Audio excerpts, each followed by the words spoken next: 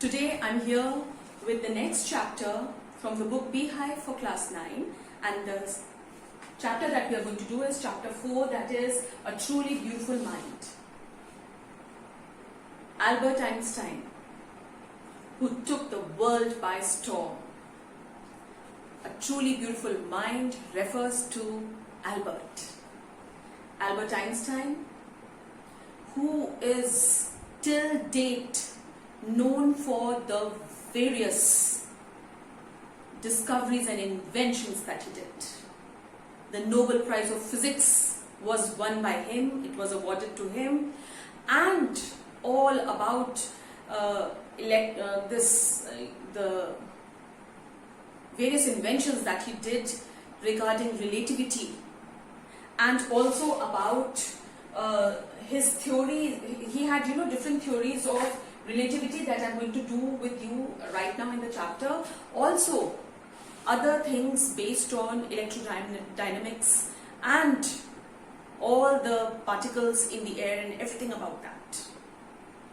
Great inventions that he had done, and till date, even after so many years of his death, all the scientists, all the books work on the formulas that were formulated by Albert Einstein. So let us quickly start. Albert Einstein was born in 1879 on the 14th March 1879, and he died in 1955 when he was 76. Now Albert was born in Ulm. Ulm is a place in Germany. He was born there, and he also had his sister Marja, and in the beginning, the start of his life was not very good. He had a big head, and his parents, especially his mother, found that he was a little different, a little abnormal.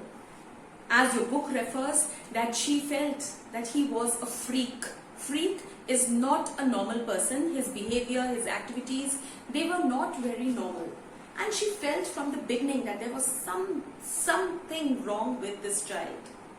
But at that time, no one knew what wonders he would do. He was, till the age of 2.5, he had not started speaking, and everybody in the house was very, very worried.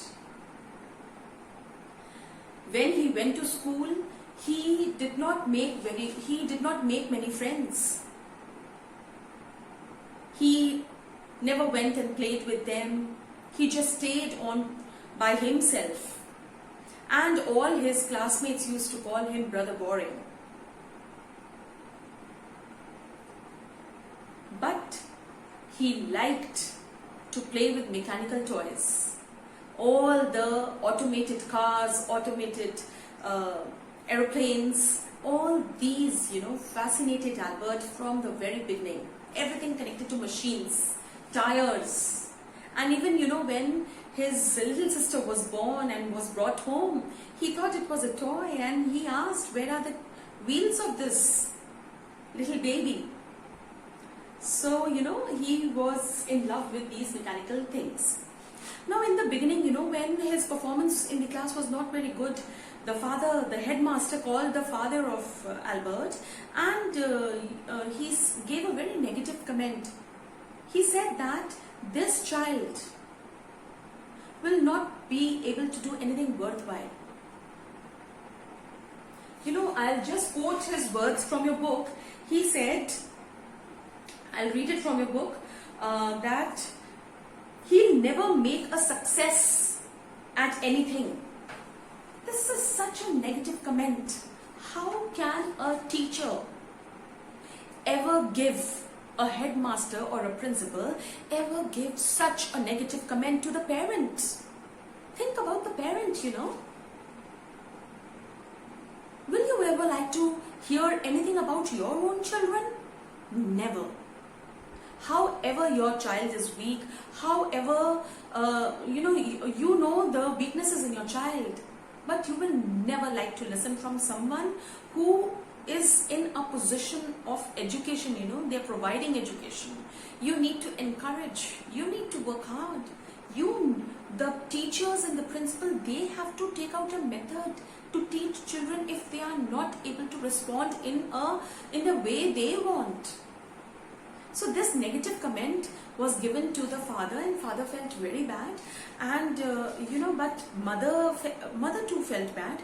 But mother thought that now she should also try to develop other skills in Albert, and she also started motivating him to learn lessons. She started giving him lessons of violin, and yes, this skill was developed by him, and it was an amateur skill, that is a skill that gives you happiness. And he became a violinist, and he used to play violin so very well. And when you read about Albert, you come to know that it was by playing violin he got a lot of solace. It gave him peace and happiness. Now in school, he was not a bad student, but yes, he got into a clash with many teachers and their opinions. He was very good in physics, he was very good in mathematics, and in fact, when you read about him, not much is mentioned about high school studies in your book, but if you read about him, you learn in class 11th also in your book only, in your course book, and there are other books that tell about Albert a lot. If you see that he was a very good student in maths, and even before leaving school he knew the maths that had to be taught in university, in the college. And even Mr. Koch was there. It is not mentioned in your book, but still for your knowledge, Mr. Koch was his mathematics teacher, and he, when he wanted a reference letter while he was leaving his school, he wanted a reference letter from Mr. Koch, and Mr. Koch wrote such beautiful lines that it is now time for me to learn from Albert. So this line was too much to tell about a student.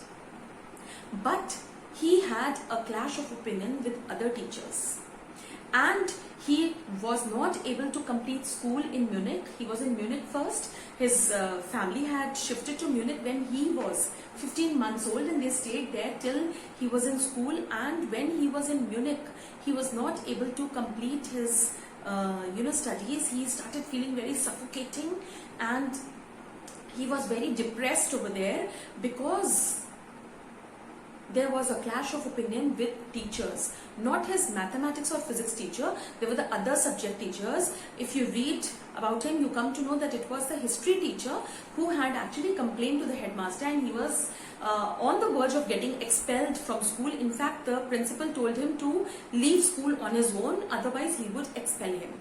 So he had left school 1 year before he could complete. So when he came back to his family, who had now shifted to Milan, he wanted to complete his studies, and with a lot of discussion, he was he had to stay with his relatives, and they had left for Milan. So he talked to them, and with a lot of discussions of the relatives and the family, he took admission in a German speaking school in Switzerland and completed very well over there. Now, he wanted to study further. He had that instinct. He wanted to study a lot. So, he wanted to study a lot, and he took admission in the university in Zurich. And he started doing very, very well over there. But there was another attraction in the University of Zurich, and that was Mileva Marek. Mileva Marek was a girl who had joined the University of Zurich, and he became very good friends with her. And she joined here because in those times all the universities did not allow the woman to study and did not provide a proper degree to the woman. Now, she was an ambitious girl, and she wanted to do something good in life. She wanted to study a lot, and so she joined this University of Zurich, who was the only university at that time to give degrees to women. So she joined there and she became a very good friend of Albert. And he also found a good companion and ally in Mileva. Why? Because she was also interested in the subjects that he was interested. Physics and maths is aside, he was good in that. He became a physicist later on. He was a scientist, in fact, but he was also interested in art, literature, and music. I told you about his violin, and he was also interested in other fields of art and literature, and that was the same reason Mileva Maric was also interested in all this, and they both became very good friends. In fact, the children who were not interested in art and literature or music, these people started calling them Philistines, the people who opposed art, literature, and music. So he found a good friend in her, and they became very good friends, and they fell in love with each other while they were studying. Now, till date, their love letters survive, in which, the letters that survive, the words that they had used were all a mixture of science and, emotional words, of words of tenderness, of love. So they were mixed with the words of science. And such wonderful letters, they still survive. It is said they are there in Germany, where they have put up a museum for Albert. You find these letters also there, and you can go and read also in Germany whenever you get a chance to go there. So they became very good friends. Now, after graduating, and he graduated in 1900 when he was 21. Now, when he became 21, he was a graduate, unemployed. Alright, and so what he started doing at when in 1900 to 1902, he became a teaching assistant. He used to give private lectures, and he continued teaching because he had to do something, or he couldn't sit just doing nothing, so he became a teaching assistant. But luckily, in 1902, he became the technical officer in a patent office in Bern. Bern is a place in Germany, and there he became the technical officer in a patent office. Here the people, they make formulas, and those formulas become a patent. They are sold, and if their formulas are successful, the person becomes greatly successful in life. So, while he was assessing, he was a technical officer, he was assessing other people's patent. So, while he was doing his job, he was secretly making his own other theories and formulas. He did a lot of hard work, a lot of writing. He used to assess. He was doing his job well, but he did not put his aims and ambitions aside. He was secretly working on his formulas and theories also. And in fact, when he talks about his drawer over there, he says it is a bureau of, I'll let you know the exact words, I'll tell you. He says that my drawer is a bureau of theoretical physics. He uses these words. So because there was a lot of papers, a lot of theoretical work that he had done, and so that desk and that bureau, that whole drawer, that wooden thing was completely full of his papers. And then, in 1903, he married Mileva. See, I'm going date-wise, although in your book it's up and down. 1900 to 1902, when he had no job, he had graduated, he became a teaching assistant. 1902, he was working as a technical officer in a patent office in Bern. 1903, he married Mileva Maric, the girl he fell in love with in Zurich, in the university in Zurich. Now, in the beginning, Albert's mother, she felt that this girl was also same like Albert. She was also totally involved in books. She was an intelligent girl, and she was 3 years elder to Albert. So the mother did not want them to get married. Moreover, she felt that the girl was too intelligent, and she felt that maybe for being a successful, for continuing a successful marriage. Maybe their coupling or pairing or their getting married would not be a successful one. But still in 1903 they married. They had 2 lovely sons. But she was an ambitious girl, Mileva. But later on, she started feeling that she was doing just nothing and she was an unhappy housewife. And they started having fights. There were frequent fights, and after 16 years of marriage, that is in 1919, they divorced each other, they left each other, and later on we come to know that Albert married his cousin Elsa. Alright, now going back to his work. Now in 1902 he was a technical officer. 1905, I told you that he was working on his theories also. So in 1905 he took out the Einstein's special theory of relativity was published. Einstein's special theory of relativity. And later on, the formula that he had formed at that time is still being used now. The formula that, the relativity theory that he took out was time and distance are not absolute. He said time and distance are not absolute. And for explanation, he said if you take 2 clocks together with just accurate time,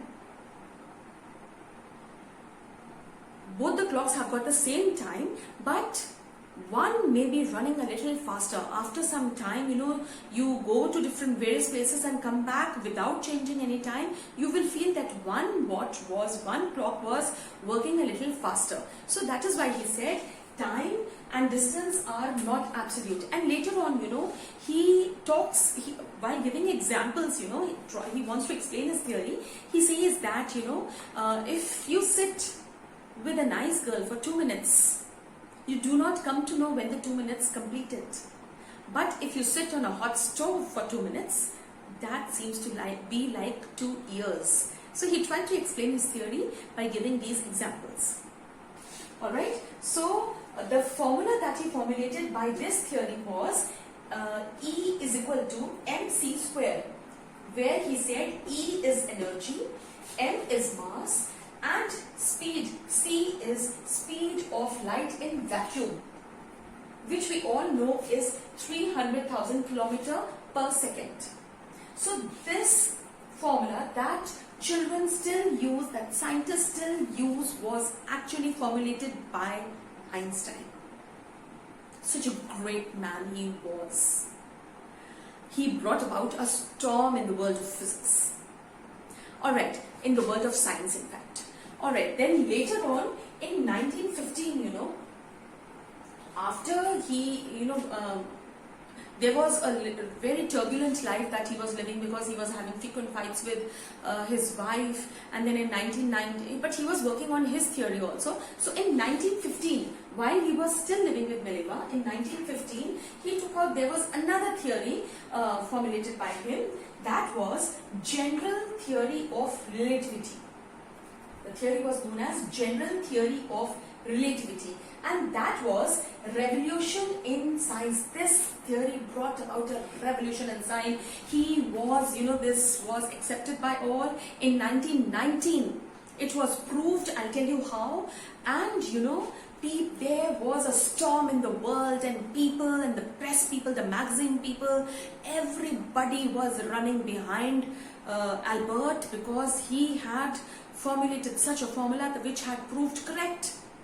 1915 his formula came out, it was proved in 1919, and my God, then obviously he became the best known physicist, and he received the Nobel Prize for Physics. That was in 1921 when he received this Nobel Prize for Physics. Now this general theory of relativity was, during an eclipse, what he tried to explain was, during an eclipse, how the fixed stars would get deflected through gravitational field of the sun. So this was explained by him. I'll repeat again. During an eclipse, how the fixed stars would get deflected.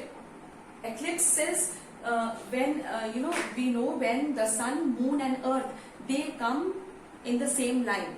Now in the solar eclipse, the position of sun and moon are sun and earth are different, so that way. So that eclipse and all you know. Now here what he said was, during an eclipse, how the fixed stars would get deflected through the gravitational field of the sun. Now this theory was formulated by him in 1915, but when the eclipse came in 1919, this theory was proved to be correct.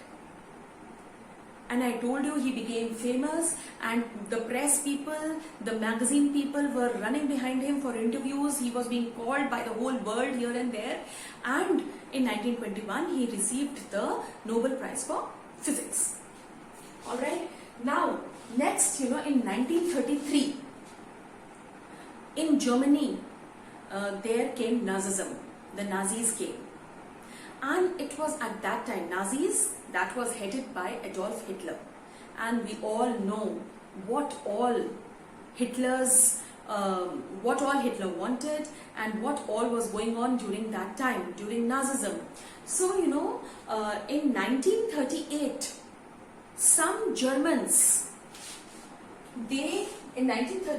some Germans discovered nuclear fission.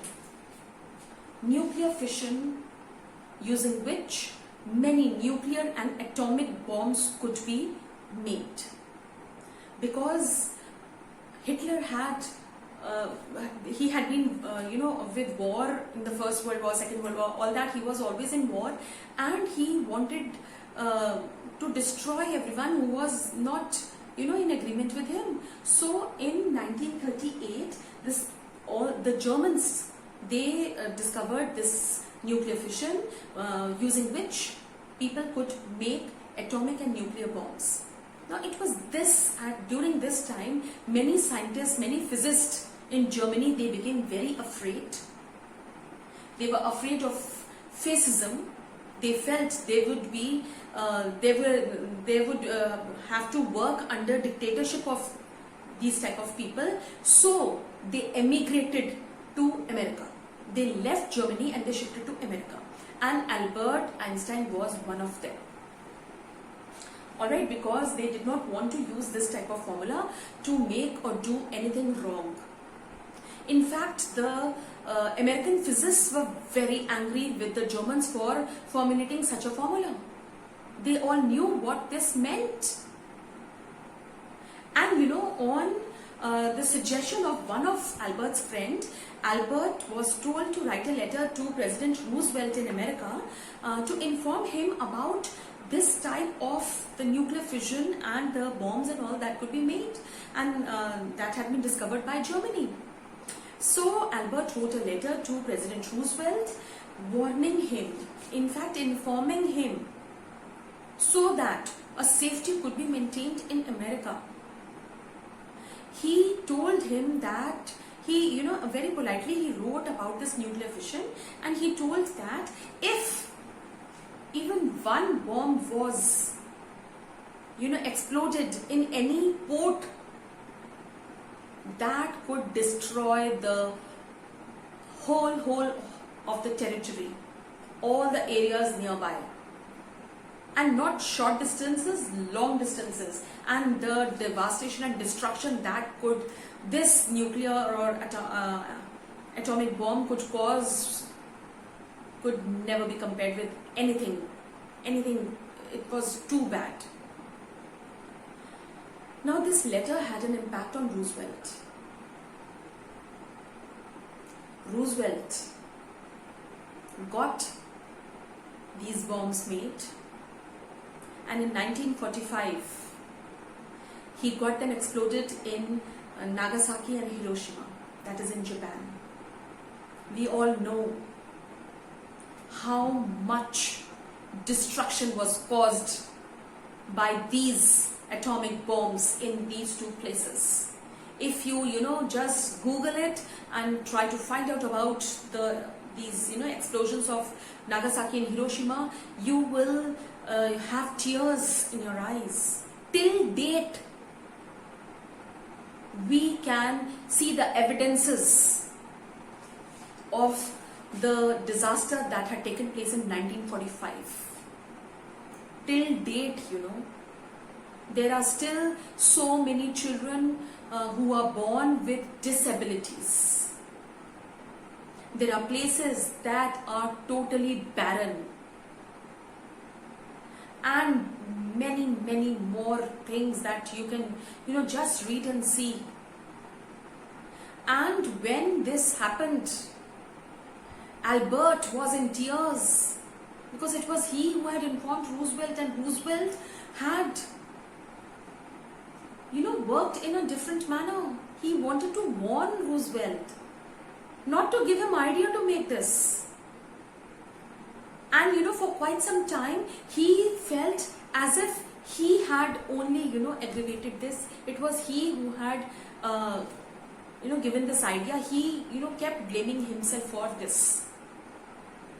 But there came about a change in him. He demanded for a world government. He went to the UN and he demanded for world government, but this had no impact on the UN. No one, was ready to hear him. So what could he do now? So then, for the next decade, we see that he had joined politics. And he started working for world peace. Now you will ask why this chapter's name is A Truly Beautiful Mind. It was because he was a visionary. He could see, he could vision. That is why he had made those formulas. And just see, his formulas are still being used. Not only these two, I have talked about these two only because it is there in your book. There is a lot that he has done. Then he was a world citizen because he started working for world peace. He joined politics. He started telling people to give up war, not to use arms and weapons that cause such a lot of destruction. He started propagating everywhere for world peace and to ban, not to use these arms and weapons that cause so much of destruction. And he believed in democracy. He wanted a government for people. He wanted to work for the welfare of people. And what is democracy? What is democracy? The government of the people, by the people, for the people, and of the people. By, for, and of the people. So it is all for the benefit of the people. So he started working on this, and that is why he was known as the world citizen. He worked in the areas of world peace. And at the age of 76, he died in 1955. Go through, Albert's books, go through his biography, you will come to know so much. So intelligent he was. And as this book, the introduction of it says, I'll give a reading to it. It says, in the introduction it is written, we shall now read about a young German civil servant who took the world by storm, right? About 100 years ago, in the summer of 1905, the 26-year-old published in quick succession 4 groundbreaking papers. He was only 26 when he did such a lot of 4 type of discoveries that he did, and that were all about light, about motion of particles, about electrodynamics of moving bodies, and energy. He worked on all this till when he was only of the age of 26. So much he accomplished, so much he did till he was 76. Alright, so from the beginning you will see how he was born, and when he was born, he had a big head, and mother felt he was a little abnormal, and she says that he was a freak, and he too, did not get along with children. He did not go out and play with them, and he stayed to by own himself. He stayed he stayed alone, and he had not started speaking till the age of 2.5 years, and children, they called him brother boring. But he was interested in mechanical toys, he in the automated cars, automated planes, and even when the small sister was born, he was finding the wheels on her body. And then we come to know about the headmaster that had used a negative comment, and we also come to know about his learning of violin, how the mother motivated him to learn the playing of violin, and he actually till the end that it used to give him solace, and he had developed skills as an amateur violinist. Amateur is a person who wants to play violin for his own happiness. Alright, and then we come to know how he had to leave school 1 year before because he was in clash with the teachers, but the maths, he was very good in maths and physics, and he completed school in the German speaking school in Switzerland, and later on he joined the Zurich University where he did higher studies, he did his graduation, and he was also in love with art, literature and music, and he also met Mileva Marek over there. Mileva came there because that was the only college, the University of Zurich was the only university that was giving degrees to the woman. So she joined there and became a very good friend of Albert because they both had they both were fond of literature, art and music. And later on we also come to know that how the people who opposed this were known as Philistines by them, and later on we see how they fell in love with each other, how they used to write the love letters, I told you about it. And then how he had joined, he was first a teaching assistant, then he became a technical officer in the patent office in Bern, then he married Mileva, and how he divorced after 16 years in 1919 and later on married Elsa. We will see that why mother was disagreeing with this marriage. Alright, then in 1905 his first theory, alright, and which this formula is still being used now. Then his next theory about the general theory of relativity that talks about this brought about a revolution in science because no one had discovered such a thing, and that was proved in 1919 when the eclipse came. And then how he was awarded the Nobel Prize. Then in 1933, how Nazism started in Germany, and after 5 years when they discovered, the Germans, they discovered the nuclear fission by which they could make this atomic bomb and this nuclear bomb. So many scientists, many physicists, they were very unhappy and they left.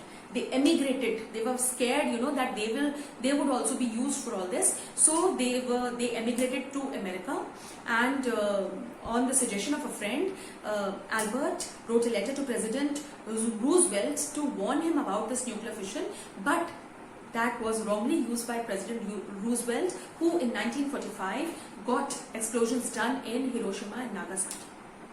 Alright, then this had brought about a change in Albert. Albert felt very bad. He demanded for a world government to the UN, but no one heard him. So he joined politics. He started propagating for peace, world peace, and people to leave the use of arms and weapons that could cause such a lot of destruction as had already happened in Nagasaki and Hiroshima. And later on we see how he was known as the world citizen because he was working in the field of the world peace, and also he believed in the government of people, that is democracy. And then at the age of 76 he expired in 1955. Go through your lesson very nicely. I have covered each and every point. I have not left any point, and so you go through my video also, and please, if you have still not subscribed my channel, do subscribe, and yes, do tell your friends also to subscribe. Press the bell icon for the latest notifications. Do take good care of yourself. Goodbye.